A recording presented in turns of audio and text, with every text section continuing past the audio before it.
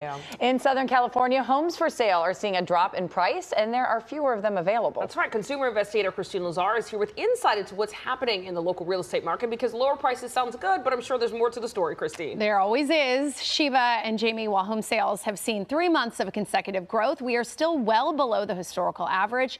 I'm joined now by Realtor Monty Iceman to help us better understand why these homes are selling slower. Yes. Thank you for joining us this morning. Oh, you're welcome. Thank you. So why are we seeing the market stall like this? Well, we've got a couple of factors that have influenced that. One is we do have a few more homes available in our market, but they're newer construction. They're a lot more money.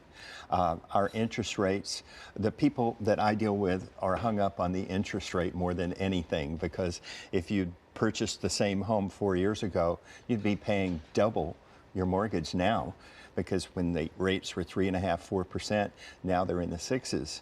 So a lot of people kind of missed that boat, and they're in that wait and see period, and that has a lot to do with the sluggish sales and slower sales. We're averaging about 62 days on the market for a home that's already priced well. Let's talk about pricing. So what are we seeing in terms of trends? Are homeowners having to kind of come to grips with the fact that they need to price their home maybe less than they had wanted to get for it? Oh, yes, and in some cases less than what they paid for it if they bought it within the last 3 to 4 years. And you have an example of that. I do. I have one right now that my client paid $1,895,000 for it, and it's 4 years now, and we just reduced it to $1,795,000, and it's sitting and sitting. People come to the open house and they think it's great, but no one's made a move on it yet, and it's $100,000 less on top of the fact that she remodeled it. So once you get out of that with the money you spent and the commissions and escrow and title and all of that, you're going to be a little under. And so people need to come to grips with that, because I'm sure you have some sellers who don't want to budge, and then their house just sits. Right, and it's not just the price, it has to be show ready. So I always advise my people to go out and look, and go on a Sunday afternoon and look at their competition, and they want to make theirs the best. If you've got 5 homes to look at, you want yours to be the best looking. You know, it's like going on a date, right? Put your best foot forward. You want to put your best foot forward, some lipstick, and, you know, do all the nice things you want to be the best you can be. And you have to factor that into the house when you put it up. So I'm going to mention some data here. So we've seen 45 consecutive months where statewide sales are below the 300,000 benchmark. So what do you think is driving this trend? You've mentioned interest rates. Is it also just people are afraid? I think a lot of people are in that wait and see, let's see what happens, let's back off here. And then when the reality hits of what it's actually going to cost, if they do sell their home, they may not get as much money as they thought. And then they have to pay the expenses of selling that home. And then when they get into their new home, their monthly mortgage is going to be more, their insurance is going to be more. And I think that is a bit of a, let's stand back, wait and see what's going to happen.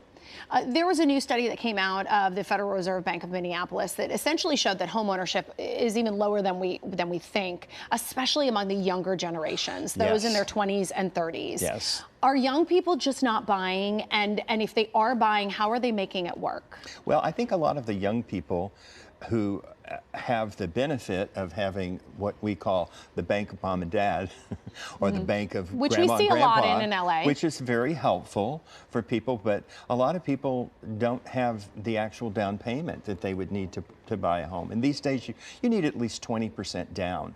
And a lot of the younger generation don't want their first place to be a condominium, which is the normal way to do it. And then you work from that up to a house. It's a smart way to do it. Yeah, they want to start a little more in the middle of the road with a single family house rather than a condo. And they need a lot more money down, and their jobs and their length of time on the jobs is a factor in being able to negotiate a good loan.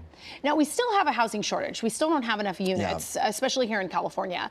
We have the federal government, the Congress passed this new housing bill that really is supposed to make it faster to get more homes on the market. Right. Do you think it will impact us here in California? Oh, it definitely will impact us here in California. It'll put a lot more out there at the same time, so people will have more choices.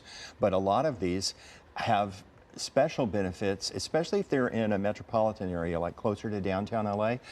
Not all of them have parking.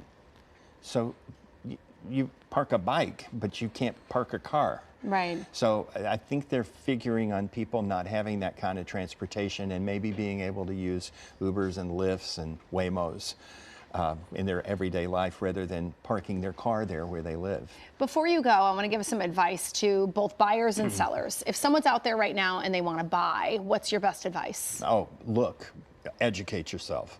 Go to as many open houses as you can. And when you make that decision, because, you know, sometimes people have it all in their head, but when they walk in a place, it speaks to them.